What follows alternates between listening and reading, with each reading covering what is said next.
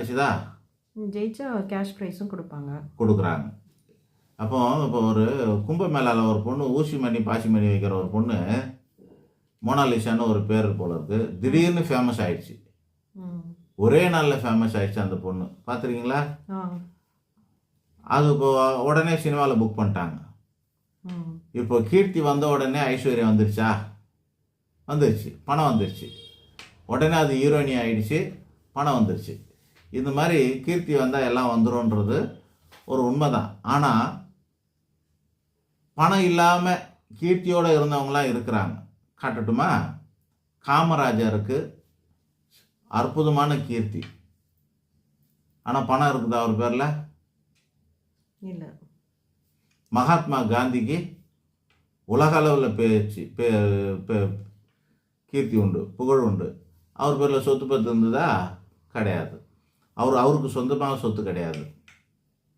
ஆக புகழுடைய மனிதர்களாக இருந்தாலும் இது வேற. கீர்த்தி யோகங்கிறது வேற, பொருளாதார யோகங்கிறது வேற.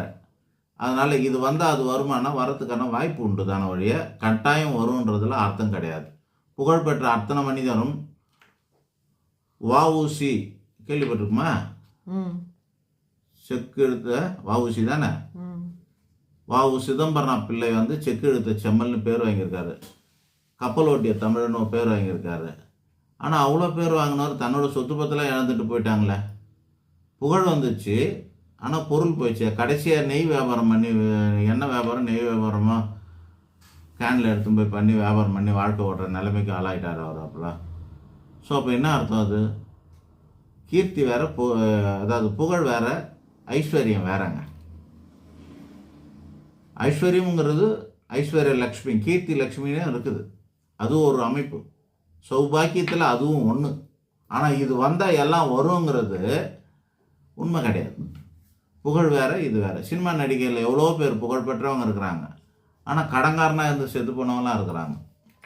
புகழோடு இருந்தும் கடன் பட்டும் வாழ்ந்தவங்களும் இருக்காங்க.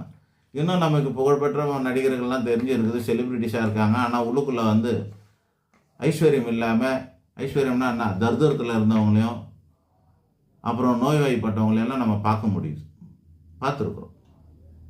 அவங்க பேரை கெடுத்துக்கவே இல்லை, அதே புகழோடு தான் இருந்தாங்க, ஆனால் ஐஸ்வர்யம் இல்லாமல் கூட இருந்தாங்க. அதனால் கீர்த்தி வந்தால் இது வரத்துக்கு வாய்ப்பு இருக்குது, ஆனால் வரணுன்ற கட்டாயம் இல்லை. எது?